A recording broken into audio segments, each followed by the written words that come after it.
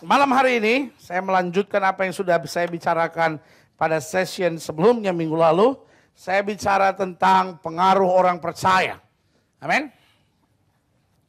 Pengaruh orang percaya. Makanya saya bicara tentang Alkitab dan kepemimpinan. Alkitab dan kepemimpinan. Mengapa kita harus belajar kepemimpinan? Karena saya percaya orang Kristen, anak Tuhan adalah orang yang mempengaruhi dan tidak dipengaruhi. Amin. Nah, kemarin minggu lalu saya sudah bicara buat saudara dalam Matius 28 ayat 18 sampai 20, jelas di situ perintah Yesus kepada murid-muridnya mulai dari apa?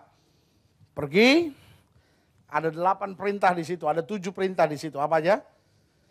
Pergi, jadikan sekalian bangsa muridku, baptiskanlah, ajarkanlah segala sesuatu yang kuperintahkan. Jadi dalam session sebelumnya dan minggu lalu saya sudah jelaskan buat saudara, untuk kita dapat menjadi orang percaya yang berpengaruh, kita harus siap untuk meninggalkan apa?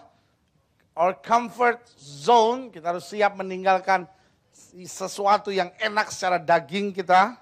Lalu saya juga sudah jelaskan kita harus siap untuk memimpin dan bertanggung jawab. Saya juga sudah bicara tentang siap menghadapi perbedaan. Ini bukan soal suka atau tidak suka, tapi give the best for the Lord.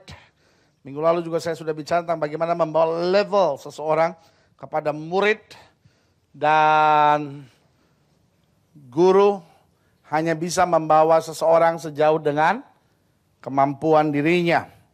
Lalu minggu lalu juga saya sudah jelaskan selanjutnya, menuntun setiap orang pada sebuah keputusan, lalu membimbing dalam kegagalan dan pergumulan, lalu kita sendiri harus diisi penuh. Dan janji Tuhan, aku menyertai engkau sampai kesudahan alam. Artinya, Allah adalah Tuhan yang akan apa? Bertanggung jawab. Nah ini dasarnya. Kenapa setiap orang percaya harus menjadi orang percaya yang memimpin. Artinya memimpin bukan hanya kita harus berdiri pada sebuah organisasi. Artinya bukan hanya kita nggak boleh jadi karyawan biasa. Lalu kalau orang jadi karyawan biasa kita menatap dia dan bilang, kamu kurang rohani. Ya. Nah, sama sekali bukan itu maksud saya. Tapi yang saya mau jelaskan menjadi pemimpin artinya dimanapun engkau berada, engkau tidak diikat, tidak dikuasai, tidak dipengaruhi, tetapi apa? Mempengaruhi, ya kan? Saya berdoa kepada Allah karena saya perhatikan sesuatu yang sederhana. Jadi kereta api yang banyak tabrakan itu, ya kan? Kereta api di Indonesia paling cepat jalannya berapa sih? 100 km per jam. Itu juga kalau gerbongnya nggak panjang-panjang. Semakin panjang gerbongnya, jalannya semakin pelan. Tapi di Jepang, kereta api biasa bisa lari 250 sampai 300 km per jam. Lalu kenapa bisa begitu? Saya perhatikan di sini letak kuncinya. Kereta api di Indonesia, lokomotifnya satu, lalu lokomotif dengan segenap kekuatannya, dia tarik semua gerbong. Nah ini banyak orang di Indonesia begini. Banyak gereja tuh begini. Pendeta dengan imannya, dengan segenap kekuatannya. Dia tarik seluruh jemaatnya. Jemaatnya cuma ngikut. Main kereta api. Tut tut tut. Siapa hendak turun ke Bandung, Surabaya. Bolehlah naik dengan percuma.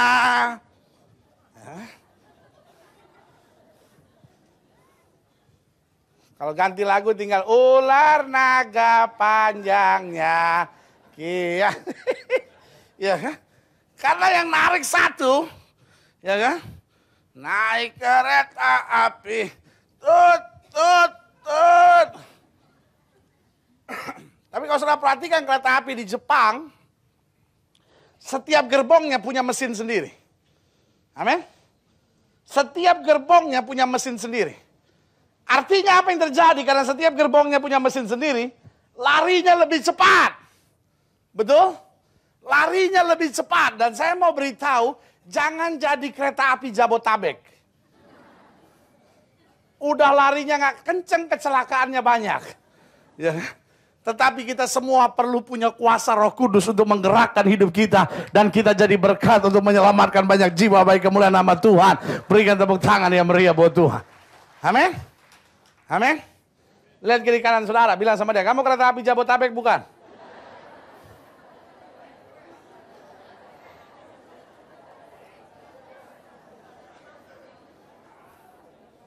Udah, bilang sama dia, gerbong kamu ada rodanya enggak?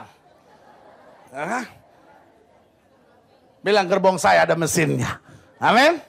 Haleluya. Nah, sekarang sudah lihat Kisah Rasul pasal 1. Mulai dari ayat yang ke-6.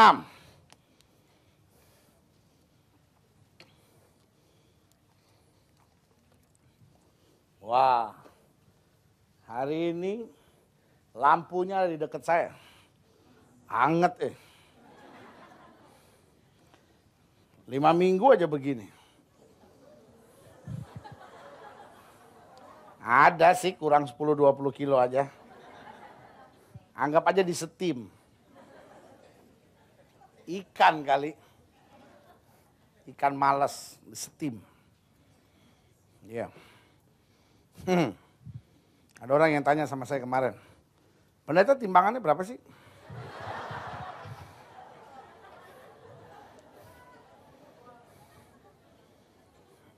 Kenapa sudah ketawa? Saya nimbang yang pakai mesin, masukin uang, saya naik. Dia ngomong, jangan rame-rame, jangan rame-rame.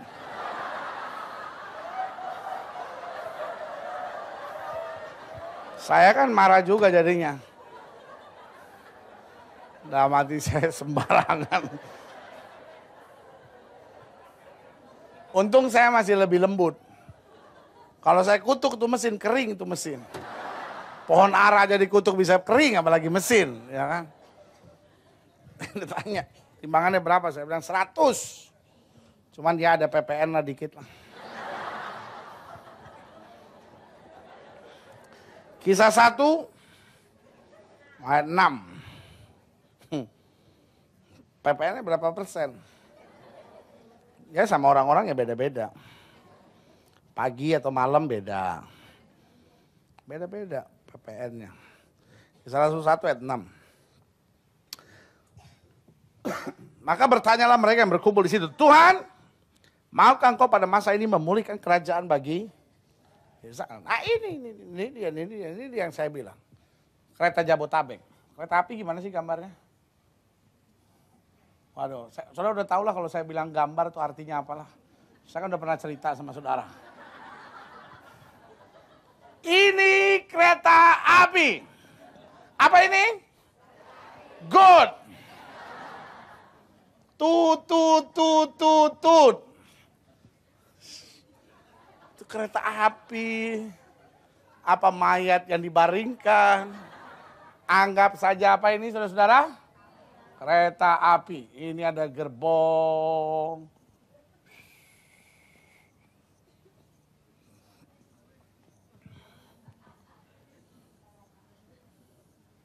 Ini diambil kamera juga. Orang yang nonton lewat VCD dia bilang, what is that? Tapi mirip kan? Nah, gerbongnya bagus ya? Bagus. Cuman kotak bundar-bundar siapa yang nggak bisa? Ya kan? Nah, murid-murid tanya, Guru, kapan engkau mau apa? Memulihkan kerajaan bagi Israel. Murid-murid tanya tentang apa? Guru, kapan mesin ini bergerak? Loh, sebelum Yesus pergi, Yesus baru bilang apa? Segala kuasa telah diberikan kepadaku, sekarang apa? Pergi. Yesus sedang bilang bahwa kamu yang harus terlibat dan apa? Berbuat sesuatu. Tapi murid-murid langsung tanya apa? Guru, kapan engkau yang akan bergerak? Ada banyak orang selalu pikir gitu, kapan Indonesia Tuhan selamatkan? Tuhan, melangkahlah turun dari sorga, selamatkan Indonesia. Tuhan sedang menatap saudara dan berkata, anakku, aku tidak akan melangkah turun lagi dari sorga. Aku sudah beri kuasa kepada kamu. Aku sudah beri Roh Kudus kepada kamu. Aku sudah beri mujizat kepada kamu. Kamu yang harus pergi dan berbuat sesuatu bagiku. Amin. Sampai di sini sudah ngerti mau saya? Amin. Murid-murid kembali mempersoalkan, guru, kapan engkau mau memulihkan kerajaan bagi Israel? Murid-murid hanya mau jadi gerbang kosong yang ditarik oleh lokomotif ini. Kita lihat selanjutnya. Ayat 7. Jawabnya, Anda tidak perlu mengetahui masa dan waktu yang ditetapkan Bapa sendiri menurut kuasanya. Dengan lain kata, Yesus mau bilang, that is not your problem. Tetapi, ini your problem. Kamu akan menerima apa? Kuasa. Terjemahan bahasa Inggrisnya berkata, you will receive power. Ini nih. Kamu akan terima kuasa. There is power. Ada kuasa di dalam engine ini. Ada kuasa di dalam lokomotif ini. Ada kuasa di dalam gerbong-gerbong ini. Supaya nggak cuma ditarik aja. Tapi apa? Setiap jemaat Tuhan. Setiap jemaat Tuhan. Amin. Setiap jemaat Tuhan. Amin. Punya kuasa. Kamu akan menerima kuasa kalau apa? Roh Kudus turun. Dengan lain kata Yesus bilang, jangan tunggu aku yang melakukan segala-galanya. I did. Aku sudah melakukannya. Sekarang aku mau naik ke sorga. Tetapi kuasa yang diberikan kepadaku ini, kuasa yang sama sekarang aku berikan kepada kamu. Diberikan kepada kamu, diberikan kepada kamu. Bahkan dengan tekanan yang sangat jelas. Pintu alam maut sekalipun tidak akan dapat menguasainya. Amin. Nothing can stop you. Tidak ada yang bisa menahan kamu. Kamu akan menerima kuasa kalau Roh Kudus turun atas kamu. Dan kamu akan menjadi apa? Saksiku. Kamu akan mempengaruhi. Mulai dari apa? Yerusalem. Seluruh Yudea dan Samaria. Dan sampai apa? Ke ujung bumi. Sudah yang mengatakan demikian, terangkatlah ia disaksikan oleh mereka. Dan apa? Awan menutupnya dari pandangan mereka. Ketika mereka sedang menatap ke langit. Waktu ia naik itu. Tiba-tiba berdiri dua orang yang berpakaian putih dekat mereka dan berkata kepada mereka, hai orang-orang Galilea, mengapakah kamu berdiri melihat ke langit? Yesus ini yang terangkat ke sorga meninggalkan kamu akan datang kembali dengan cara yang sama seperti kamu melihat dia naik ke sorga. Pertanyaan kita, di sini dikatakan apa? Sesudah yang mengatakan demikian, terangkatlah ia disaksikan oleh mereka dan awan menutupnya dari pandangan mereka. Ketika mereka sedang menatap ke langit, waktu ia naik itu, menatap ke langit. Pertanyaan saya sederhana. Mengapa mereka menatap ke langit? Ada dua hal dalam pikiran mereka. Yang pertama, mereka menatap ke langit karena kecewa. Ya, dia pergi. Ya, kita ditinggalin. Ya, gimana kita dong? Masuk akal nggak? Bener nggak? Saudara ada di sana, saudara murid yang bersama Yesus, tiap kali saudara lihat mujizat, lalu dia mati, saudara sedih, tapi kemudian dia bangkit dari kematian, saudara bangganya minta ampun. 40 hari kemudian diajak saudara ke Bukit Zaitun, tiba-tiba dia naik, awan jemput dia. Sampai dia, ya, pergi dia. Ya, saya sama siapa dong? Ya, kalau saya dikejar-kejar bagaimana dong? Karena selama ini Yesus selalu bela murid-muridnya, betul? Murid-muridnya kelaparan, dia kasih makan, ya kan? Murid-muridnya kena badai, angin topan. Oh, murid-muridnya takut, mereka bilang, guru, kau tidak peduli kalau kita binasa. Jesus is there. Yesus yang bilang apa? Diam, tenanglah. Yesus yang apa? Meneduhkan. Ya, ampun. Tuhan, Ajak dong. Tapi ada badai lagi. Siapa yang diemin? Ajak. Kok sendirian aja? Tuhan sudah beri kuasa, tapi mereka apa? Kecewa. Dengan lain kata Tuhan bilang, kalau saya tidak pernah meninggalkan kamu, kamu tidak pernah akan melatih kuasa yang ada pada kamu. Amin. Kalau Tuhan gak izinkan kamu menghadapi masalah, kamu gak akan pernah yakin bahwa kamu bisa hadapi masalah bersama dengan Yesus. Orang Belanda bilang kadang-kala kita terlalu sering kleinzielig. Kleinzielig. Orang Inggris bilang self pity. Artinya apa? Hanya mengasihani diri sendiri. Tuhan, saya udah gak kuat. Tuhan, saya udah gak bisa. Tuhan, saya udah gak mampu. Ya. 1 tahun iring Tuhan. Ku tak dapat jalan sendiri. Ya kan? 5 tahun iring Tuhan. Ku tak dapat jalan sendiri.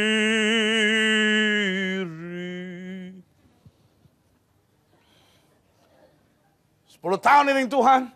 Ku tak dapat jalan sendiri.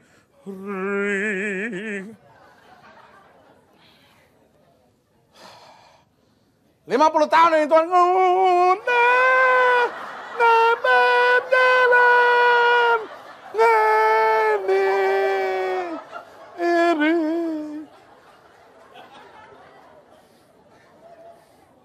That's great. That's great song. Lagu yang bagus bahwa kita tidak bisa jalan sendiri. Amin. Tapi kapan kita bisa? Tuhan pegang tanganku. Ada iblis di bawah kolong, hatiku mau dicolong. Oh Tuhan, segera tolong.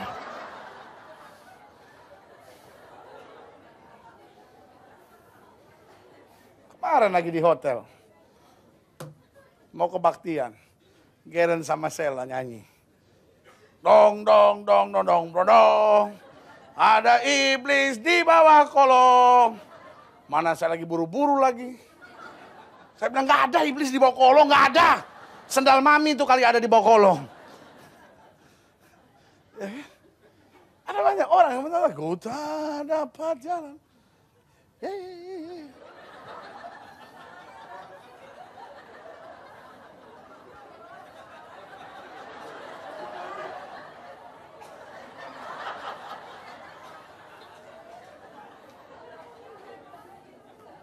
Kebiasaan waktu di kantor telat dibayar gaji.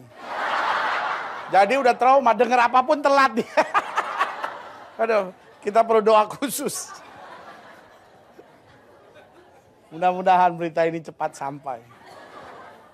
Tapi gak apa-apa kalau masih di tempat kebaktian sih. Kawan saya, udah 3 minggu kemudian, dia ingat cerita joke seorang pendeta. Gereja lagi tenang-tenang, tiba-tiba dia... Semua pikir dia kena holy laughter. Nggak taunya tell me. Sian. Ya kan? Ada banyak anak Tuhan begitu. Dia cuma kecewa Tuhan, kenapa Tuhan nggak buat sesuatu. Kalau Tuhan nggak buat sesuatu buat hidup saudara, artinya dia tahu saudara bisa sendiri. Amin. Kalau Tuhan nggak ulurkan tangan buat saudara berteriak, Tuhan tolong saya. Tuhan nggak ulurkan tangan, artinya Tuhan sedang bilang, buat sendiri kamu bisa. Amin. Lihat kiri kanan saudara. Bilang sama dia, kalau Tuhan gak tolong. Bilang sama dia. Kalau Tuhan gak tolong, artinya kamu bisa sendiri, bilang. Amin. Lihat ke belakang saudara, kan saya udah ajarin. Sekarang sering-sering lihat ke belakang. Lihat ke belakang, tatap wajahnya dengan penuh kasih. Sehingga kalau dia mau berbuat yang jahat pada saudara gak tahan melihat kemuliaan Tuhan dalam hidup saudara. Lihat ke belakang saudara, bilang sama dia, ya semua lihat ke belakang, jangan lihat saya melulu, saya juga bosan lihat saudara melulu. Bilang kalau Tuhan tidak tolong kamu sekarang, Artinya kamu bisa sendiri. Amin. Berikan tepuk tangan yang meriah buat Tuhan. Ya kan? Kadang-kadang sebentar-sebentar anak saudara bilang, Mama, ini berapa nih, berapa nih, Ma? Pertama-tama suruh aja. 4, berapa nih? 1, 2, 3, 6. Enggak. 1, 2, 3, 4. Nah, 4. 4 kurang 2. Tinggal 2. 2, Mami. Ya. Setelah seminggu, 2 minggu, 3 minggu sudah ajar. Lama-lama, waktu anak itu bawa PR lagi. Setelah lihat gini, setelah bilang apa? Sekarang Mama gak mau ajar kamu lagi. Kamu udah bisa sendiri. Ayo kamu buat Mama periksa. Betul? Tahu gak saudara, kadang-kadang Tuhan buat yang sama kita. Kita doa. Tuhan, aku saya gak bergerak sebelum Tuhan jawab. Tuhan bilang sama kita, kamu buat, saya periksa. Amin? Amin? Artinya Tuhan sedang bilang, kamu bisa sendiri. Itu sebabnya murid-murid sedang begitu kecewa, dia tinggalin. Murid-murid bilang, gimana kita tuh? Aduh. Yang kedua, mereka menatap ke langit. Sebagian dengan perasaan kecewa, sebagian dengan perasaan kagum. Mungkin saya menatap saya dan bilang, pendeta bagaimana bisa 2 pemikiran yang berbeda bisa tiba-tiba bersama-sama? Jawaban saya sederhana. Mereka kagum karena apa yang terjadi dengan Yesus. Bayangkan seumur hidup mereka. Mereka baru lihat orang yang begitu penuh kuasa. Sampai kematian gak bisa nahan mereka. Kematian gak bisa nahan dia. Dan bukan hanya kematian gak bisa nahan dia. Tiba-tiba malaikat di sorga dengan awan kemuliaannya menjemput dia. Dan dia diangkat dalam awan kemuliaan. Kagum. Sebagian pikir, kalau kita setia dengan dia, kita pun akan mengalami kemuliaan yang sama seperti yang terjadi dengan dia. Haleluya. Amin. Ada banyak orang Kristen juga gitu. Kagum. Di dalam Tuhan luar biasa. Luar biasa. Kagum sampai kita gak buat apa-apa. Kita nyanyi, ku kagum hormat akan Engkau. Ku kagum.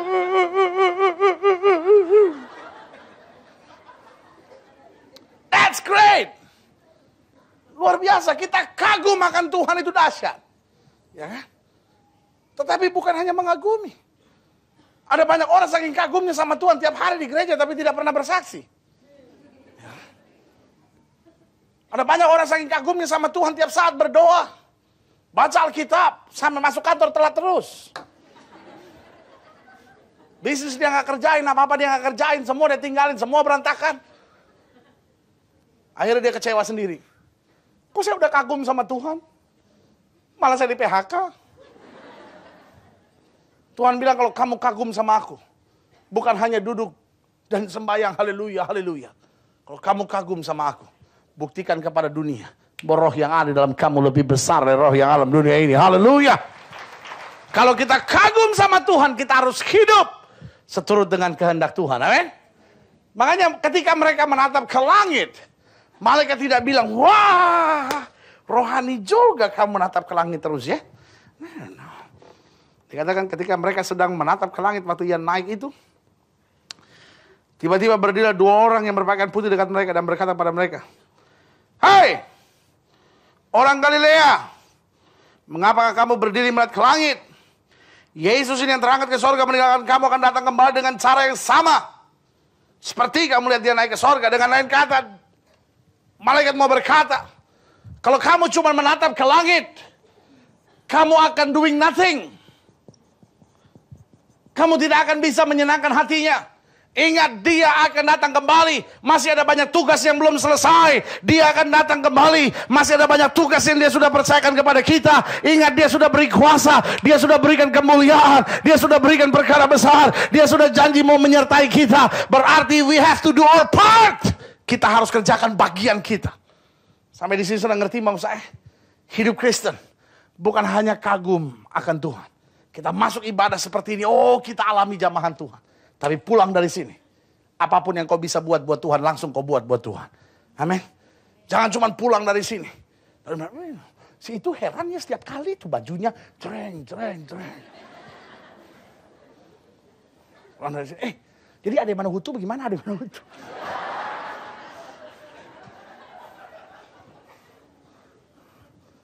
Saya hari-hari lagi dengerin khotbah radio pendeta. Ada yang jengkel. Ada yang bilang, coba lihat itu, pendeta sekarang begitu perbuatannya. Dalam hati saya, kritik aja terus. Kita juga malu sendiri.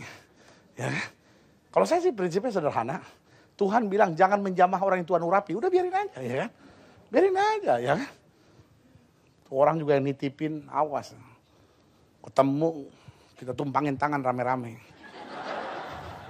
Heran. Saudara kalau nitipin jangan bikin susah pendeta ya. Heran, masa nitipin bikin susah pendeta? Ilah. Tuh orang, dosanya besar. Lebih besar dari Tommy punya dosa tuh orang. Tapi mungkin buat Pak Ade berkat juga. Jadi orang yang selama ini belum tahu dia jadi pendeta, udah jadi pendeta ya kan? Cari lagi gerejanya di mana? Mana gerejanya? Pengen lihat orangnya kayak gimana? Setelah masuk penjara bagaimana? Sukacita atau tidak sukacita? Gerejanya malah tambah penuh kan bagus. Ya kan? Buat hamba Tuhan gak ada yang susah kok. Pokoknya asal hati tulus, pikiran mantap buat Tuhan. Tantangan apa Tuhan akan buat segala sesuatunya lebih baik. Amin. Ya kan? Oke kita pusing aja sama orang. Kita ngomongin orang. Pulang dari sini. Selalu berbuat something positive for God. Berbuat sesuatu yang positif buat Tuhan. Amin. Kenapa? Karena kita bukan hanya kagum, tapi kita mau berbuat sesuatu. Kenapa? Karena malaikat bilang, hey, dia yang naik itu akan datang dengan cara yang sama. Datang dengan cara yang sama. Dengan lain kata, hey, sekarang saatnya buat kamu untuk mempersiapkan diri. Saatnya buat kamu untuk berbuat sesuatu. Saatnya buat kamu untuk berkata kepada dunia bahwa Yesus itu Tuhan. Ya. Mungkin ada orang yang bilang sama saya, "Pendeta, kenapa kau begitu yakin bahwa Yesus itu Tuhan?" Sebagian berkata, bukankah ada banyak Tuhan di muka bumi ini? Saudaraku yang kasih dalam Tuhan, saya baru baca sebuah survei yang bilang begini, bahwa rumah ibadah yang paling banyak dibakar adalah gereja. Tokoh rohaniawan yang paling banyak dianiaya adalah pendeta. Orang beragama yang paling banyak dikejar-kejar adalah orang yang percaya Tuhan, orang Kristen. Lalu pertanyaan kita, lalu buku kitab suci yang paling banyak dibakar dan dihancurkan oleh orang adalah Alkitab. Lalu pertanyaan saya, kalau gereja paling banyak dibakar, pendeta paling banyak dianiaya, orang Kristen paling banyak diserang dan ditekan, lalu Alkitab paling banyak dibakar, kenapa kita masih percaya bahwa Yesus itu Tuhan?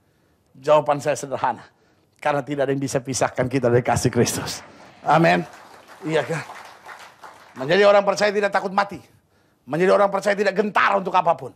Menjadi orang percaya kita tahu bahwa apa yang ada di dunia ini hanya sementara. Tetapi apa yang Tuhan janjikan kekal sampai selama-lamanya. Berikan tepuk tangan yang beri. Amin. Kisah Rasul 1 ayat 6 sampai 11. Tuinan. Bukanlah jabatan,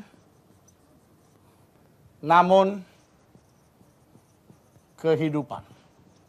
Yap. Ada banyak orang pikir pemimpin itu sebuah jabatan. Nah, yang Yesus sedang mau bicara di sini bukan pemimpin dalam konteks jabatan. Sampai di sini sudah ngerti nggak maksud saya? Karena kalau pemimpin dalam konteks jabatan, disinilah timbulnya apa? Keserakahan, timbulnya iri hati, timbulnya persaingan, timbulnya saling menjelekkan, timbulnya saling fitnah. Sampai di sini sudah ngerti maksud saya? Hah? Ngerti nggak? Kepemimpinan yang Yesus bilang di sini bukan soal jabatan. Waktu suami kata Yesus kepala dalam keluarga, itu bukan sebuah jabatan. It's not a position. Bukan sebuah jabatan di mana ketika istri mau ngomong satu kata kita bilang, kamu tutup mulut sama aku, suami adalah kepala. That is my position. Itulah kedudukan saya. Itulah pangkat saya. Itulah jabatan. Nah, yang Yesus bicara tentang kepemimpinan di sini adalah apa? Kehidupan. Sampai di sini sudah ngerti maksud saya? Ya kan? Apa artinya hidup yang menjadi pemimpin? Apa artinya hidup jadi pemimpin? Hidup jadi pemimpin artinya lewat hidup saudara banyak hal positif mengalir dalam hidup saudara. Amin. Engkau mungkin bukan kepala kantor. Engkau mungkin bukan seorang direktur. Tapi kalau ada masalah, orang senang lari pada saudara. Karena apa? Karena saudara membawa ketenangan. Karena saudara memberi kesejukan. Karena saudara membawa damai. Kalau orang ngomong yang enggak, paling malas ketemu saudara. Percuma dah ngomong sama dia mah. Dia mah kalau kita ajak judi, kita ajak yang enggak mungkin mau dah. Nggak mungkin mau, pendeta kesiangan tuh orang. Saya pernah ngalamin gak gitu? Ada orang di kantor saudara yang kalau diajak yang enggak mungkin. Nggak mungkin. Tapi kalau orang bicara tentang masalah, orang bicara tentang stres, orang bicara mau bercerai, lu ngomong sama dia deh, lu ngomong sama dia deh. Nah ini yang saya bilang bahwa tanpa kita sadari, kepemimpinan sebetulnya bukan sebuah jabatan. Sampai di sini sudah ngerti mau saya? Ya kan? Kalau papa dan mama selalu berpikir, saya kepala. Mama berpikir, saya orang tua di rumah ini. Masing-masing berpikir, oh kita adalah pimpinan di keluarga ini. Sehingga anak-anak saudara tanpa saudara sadari, menganggap saudara bukan tempat yang baik untuk bercerita. Ada banyak orang tua gregetan sama anaknya. Heran pendeta, saya bingung anak-anak saya itu pendeta. Gak pernah mau cerita apa-apa sama saya. Gak pernah kok sampai rumah diem sampai saya jengkel. Lu kalau di rumah jadi patung lu. Dan saudaraku yang kasih dalam Tuhan. Kalau kecuali anak saudara memang pendiam. Tetapi kalau anak saudara sudah tidak berani cerita sama mama dan papa, saya mau beritahu itu adalah awal yang buruk. Sekali lagi saya mau ingatkan, kalau anak saudara, apalagi dia beranjak usia remaja, karena anak usia remaja itu ada banyak masalah, dia mau cerita sama orang tuanya. Anak remaja sependiam-pendiamnya anak remaja itu pasti suka ngomong. Kenapa? Karena dia mulai tahu jatuh cinta. Dia mulai tahu membedakan yang pesek dengan yang mancung. Ya. Dia mulai tahu membedakan yang berkumis tipis dan yang berkumis tebal. Dia mulai bisa membedakan yang kutilang, kurus tinggi langsing, ya kan? Sama yang gede, gemuk dan pendek. Dia mulai bisa membedakan. Dia mulai bisa melihat bedanya tatapan mata seseorang. Dari yang tatapannya menusuk ke kalbu sampai yang tatapannya menusuk ke dompet.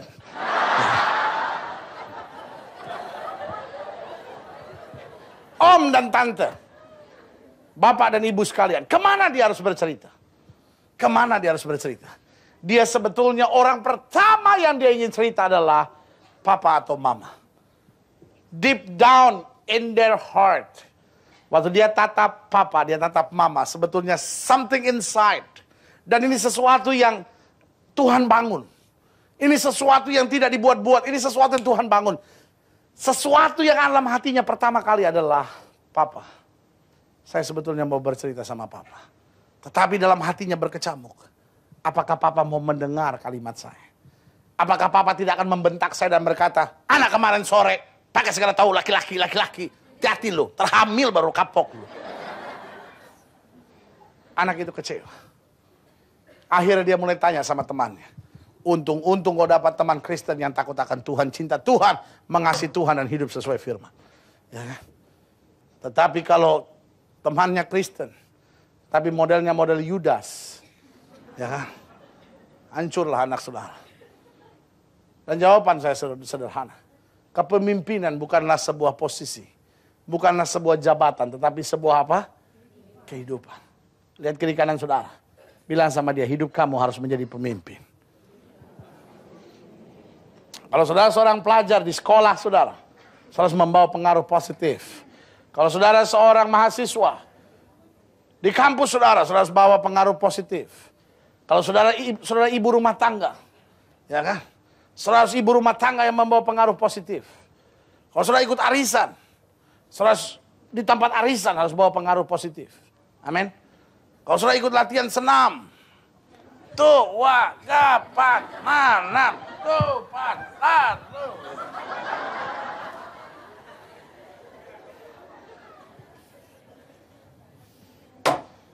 Maka di tempat senam itu engkau harus bawa pengaruh positif.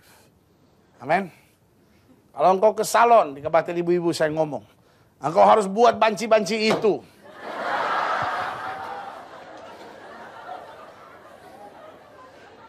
Ya, ibu-ibu kadang-kadang ke salon kan gitu kan, banci-banci menyambut dan bilang, Yesus datang lagi, gitu dong, ya kan? Kehadiran saudara harus membuat banci-banci itu berubah kembali ke asalnya. Dan berkata, aku berserah. Ya kan?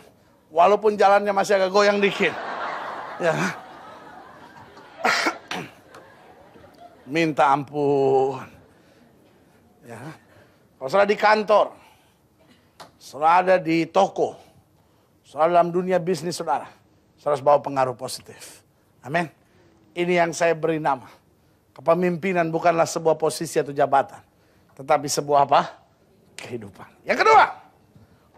Haleluya.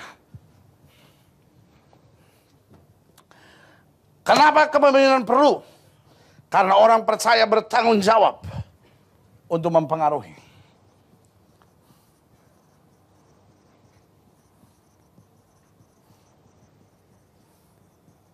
Bertanggung jawab untuk apa? Mempengaruhi. Kenapa kita harus mempengaruhi? Karena jumlah orang Kristen kurang kah? Tidak. Because we have the right answer.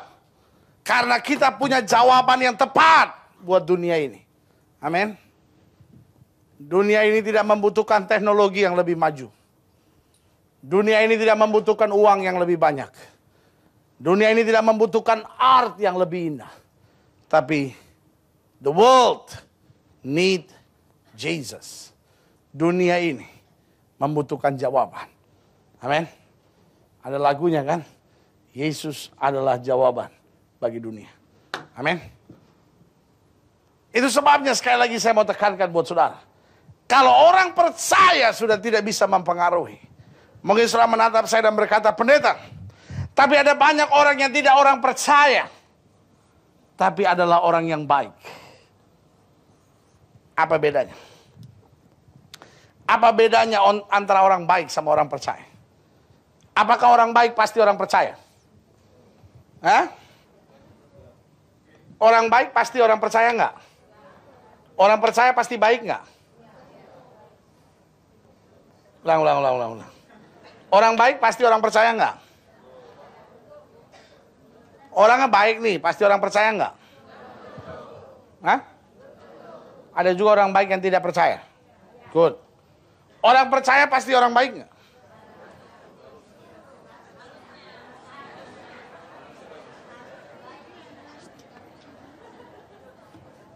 Orang percaya pasti baik enggak?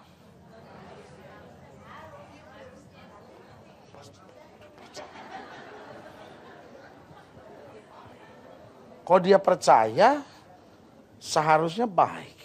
Tapi kalau dia udah percaya, pasti dong dia orang baik. Percaya baik. Beginilah, jangan sampai sudah pulang dari sini harus minum Panadol. Orang baik pasti orang percaya enggak? Belum tentu. Orang percaya pasti orang baik enggak? Seharusnya baik.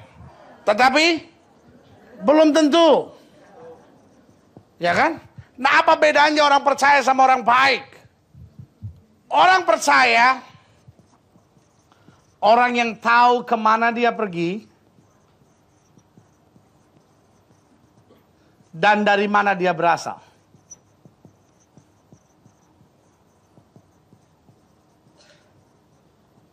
Tetapi, kalau dia tidak melakukan firman, Alkitab bilang apa? Bukan orang yang berseru Tuhan, Tuhan yang akan masuk, tetapi mereka yang melakukan.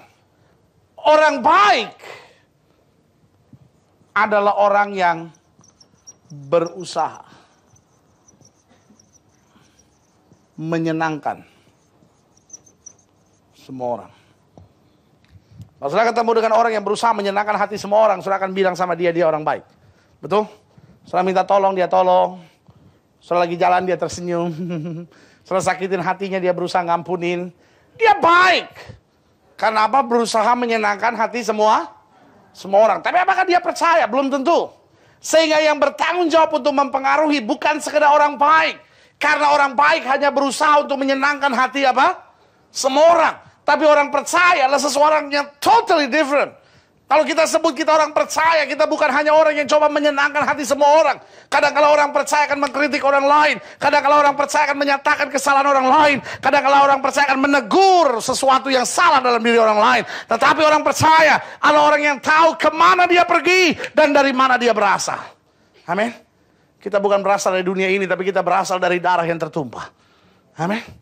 Kita bukan berasal dari dunia ini, tetapi kita berasal dari Kristus, berasal dari firman dan roh. Amin. Kemana kita pergi? Ke sorga. Rumah Bapa yang kekal. Tetapi kalau saya tahu saya pergi ke sorga, saya pasti sampai ke sorga enggak? Kalau saya tahu saya mesti pergi ke sorga, saya pasti ke sorga enggak? Belum tentu. Saya tahu saya mesti pergi ke Solo, tapi kalau saya nggak beli tiket, I will never get there. Betul? Saya tahu, tapi saya tidak pernah buat. Betul? Ya kan banyak orang Kristen gitu kan? Oh, Father in heaven, how we love you. Ya kan? Bapa di surga, aku cinta kau. Katanya, ya kan? Tapi Bapa melihat kita. Bapa di surga, aku cinta kau, tapi tiap hari di diskotik. Ya kan? Bapa di surga, aku cinta kau, tapi hari-hari hidup dalam dosa. Ya kan? Nah ini yang saya sebut, kita bisa jadi orang percaya, tapi tidak jadi orang yang baik. Karena orang yang percaya tahu kemana dia pergi dan dari mana dia berasal. Nah orang-orang seperti ini, waktu dia lakukan firman, dia bertanggung jawab untuk apa? Mempengaruhi. Makanya Yesus bilang apa? Kamu adalah garam. Dan waktu saya bahas tentang orang percaya dan politik, saya sudah jelaskan buat saudara bahwa garam salah satu tugas utama yang paling penting adalah mencegah pembusukan. Artinya, di mana ada orang percaya, di situ ada kesegaran. Amin. Di mana ada orang percaya, di situ tidak terjadi kebusukan. Kenapa? Tanggung jawab kita untuk apa? Mempengaruhi. Orang percaya bertanggung jawab untuk mempengaruhi. Yang ketiga, mengapa kepemimpinan perlu? Karena dunia sedang berjalan nowhere. Ada istilah bahasa Inggris, busy but going nowhere. Sibuk. Ada orang yang begitu, sibuk. Di kebaktian juga gitu. Ada orang yang kadang-kadang sibuk. Sibuk dia. Tapi doing nothing. Dia nggak bikin apa-apa. Ada orang juga gitu, di mall kayaknya sibuk, jalan, but going nowhere. Kamu kemana sih sebetulnya? Ada orang suka sibuk. Kamu kemana? Tahu? Nah itu dalam istilah bahasa Inggris disebut busy, but going nowhere. Dunia ini busy. Dunia ini running. Dunia ini shouting. Dunia ini buat apapun, but going nowhere. Ya kan? Coba saudara lihat 1 Yohanes. 1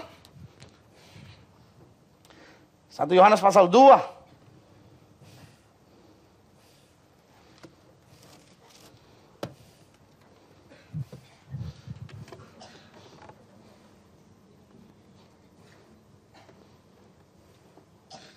Mulai ayat yang ke-15. Saya sengaja bicara tentang kepemimpinan ini dengan jelas buat saudara. Saya mau saudara ngerti betul-betul pokok ini. Karena pada dasarnya engkau adalah seorang pemimpin. You are born as leaders. Waktu engkau menerima Yesus Kristus sebagai Tuhan dan Juru Selamat, kamu dilahirkan kembali kata Alkitab. Maka pada saat itu you are born as leaders. But leaders is not looking for position. Bukan mencari posisi. Tetapi leaders yang siap mengasihi, berkorban buat dunia ini. 1 Yohanes 2 mulai ayat 15. Janganlah kamu mengasihi dunia dan apa yang di dalamnya. Jikalau orang mengasihi dunia, maka apa? Kasih akan Bapa tidak ada di dalam diri orang itu.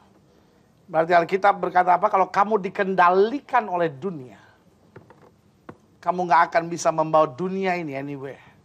Saudara, tugas kita berat. Sama-sama bilang sama saya, tugas kita berat. Sama-sama bilang sama saya, tugas kita berat. Setan akan buat segala hal. Tujuannya hanya untuk membuat saudara akhirnya kecewa. Setan mau buat segala hal. Tujuannya hanya untuk membuat saudara panik. Membuat saudara akhirnya gelisah. Membuat akhirnya saudara berkata, Tuhan saya gak kuat. Kenapa? Tugas saudara berat. Ya kan? Karena selalu saya bilang, if you are a mother, jika engkau seorang ibu, dan engkau betul-betul mendidik anakmu dengan baik dan takut akan Tuhan. Saudara bisa bayangkan anakmu itu. Mungkin kau didik hanya 1 orang. Mungkin kau hanya didik 3 orang karena anakmu hanya 3. Lalu kau didik betul-betul. Lalu anakmu jadi seorang yang betul-betul mempengaruhi. Saudara bisa bayangkan. Satu sekolah itu bisa punya kebaktian, persekutuan doa hanya karena anakmu ada di sana. Amin. Seorang istri yang betul-betul mengasihi suaminya. Suaminya akan menjadi seorang yang luar biasa di pekerjaannya, di bisnisnya, di usahanya. Saudara bisa bayangkan apa pengaruh saudara melalui pengaruh suami saudara. Amin.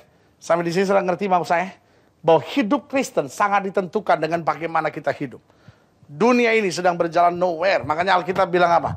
Janganlah kamu mengasihi dunia dan apa yang ada di dalamnya. Jika orang mengasihi dunia, maka kasih akan Bapa tidak ada dalam diri orang itu. Dan setan tahu. Dia gak peduli sama anak-anak Tuhan yang busy but going nowhere. Pindah gereja, masuk gereja lagi, pindah lagi, kecewa sama pendeta, ngomongin pendeta. Udah pindah lagi, ngomongin lagi.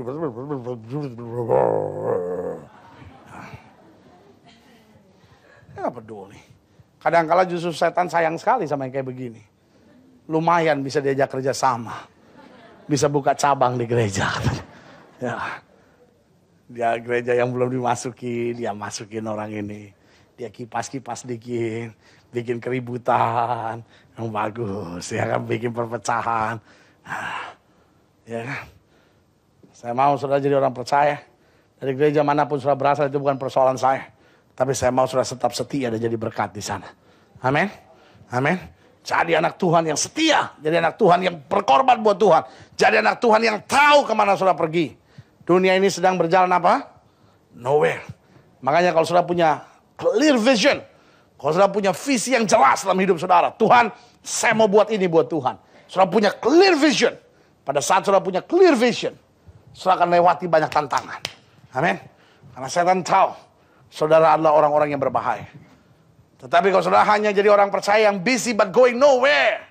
Saudaraku, setan gak peduli sama saudara. Karena setan pikir, wah ini gampang diajak kompromi ini. Ya. Itu sebabnya selalu saya bilang, have a clear vision. Punya visi yang jelas. Tuhan, saya mau lewat hidup saya, orang lain diberkati. Tuhan saya mau, anak-anak saya jadi berkat. Tuhan saya mau, rumah tangga saya bahagia. Ini yang saya sebut clear vision. Tuhan saya mau, ini akan saya buat Tuhan. Ada clear vision. Ya kan? Alkitab bilang apa? Orang yang mengasihi dunia ini, kasih akan Bapa tidak akan ada pada dirinya. Ayat 16. Sebab semua yang ada di dalam dunia, yaitu apa? Keinginan daging, keinginan mata, serta keangkuhan hidup, bukan berasal dari Bapa, melainkan dari dunia. Ayat 17. Dikatakan apa? Dan dunia ini sedang lenyap dengan apa? Keinginannya.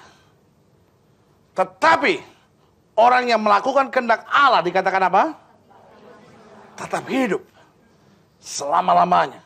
Dengan lain kata, Alkitab mau jelaskan, orang yang tidak dipengaruhi oleh dunia ini, orang yang tetap melakukan kehendak Allah, orang yang tetap setia dengan perintah yang Tuhan berikan, orang yang tetap setia mengemban misi yang Tuhan taruh dalam pundaknya, orang yang tetap run with the vision, orang-orang yang tetap lari dengan visi yang Tuhan berikan, orang-orang seperti ini akan tetap hidup sampai selama-lamanya.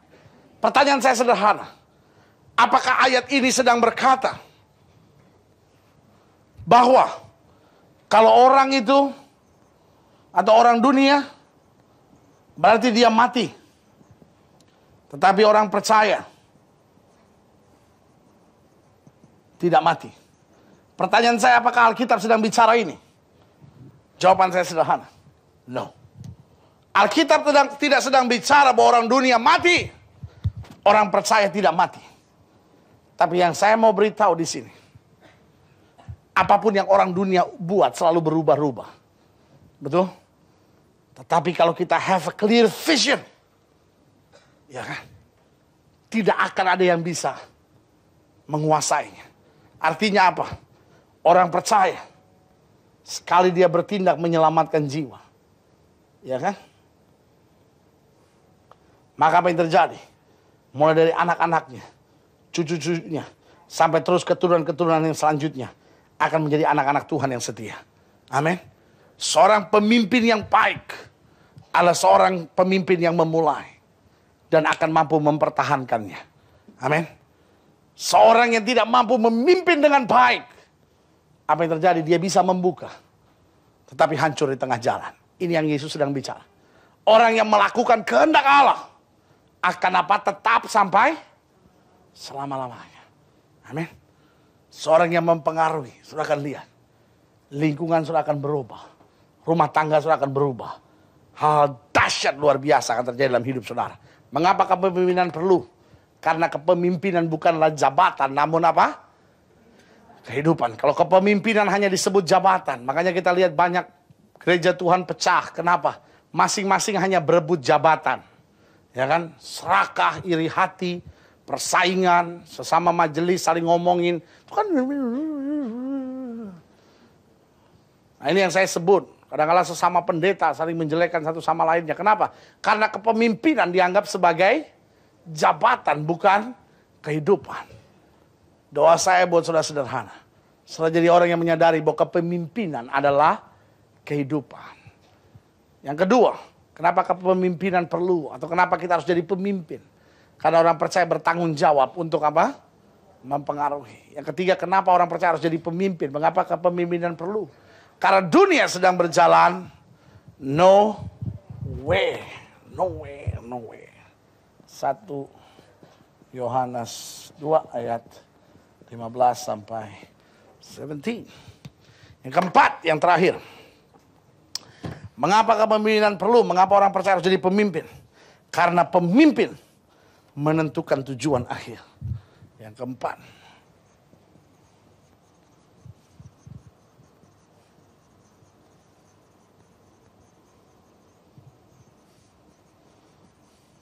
Pemimpin menentukan apa? Tujuan akhir. Tuhan tidak cari pengikut, tapi Tuhan cari murid. Apa artinya murid? Paulus bilang sama Timotius, apa yang telah engkau dengar daripadaku, percayakan itu kepada orang-orang yang dapat dipercayai, yang juga cakap mengajar orang lain. Jadi murid adalah seorang yang setelah belajar, dia bisa mempraktekkan. Tapi pengikut cuma ikut-ikutan. Orang lompat, dia lompat. Orang tanya, kenapa dia lompat? Tahu orang lompat, gue lompat aja. Ya. Baca Alkitab, dia baca. Sampai rumah baca nggak? Boro-boro. ini namanya pengikut. Apa artinya murid? Murid saya belajar dan sekali saya tahu saya tetap tahu. Itu adalah seorang murid. Dia belajar. Untuk apa dia belajar? Bukan untuk nyenengin gurunya. Banyak anak sekarang begitu. Dia belajar cuma nyenengin maminya. Dia masuk kampus cuma kalau pacarnya masuk kampus. Tapi yang di sini semua bye-bye. Ya. Amin, mudah-mudahan. Ya puji Tuhan lah, ya kan?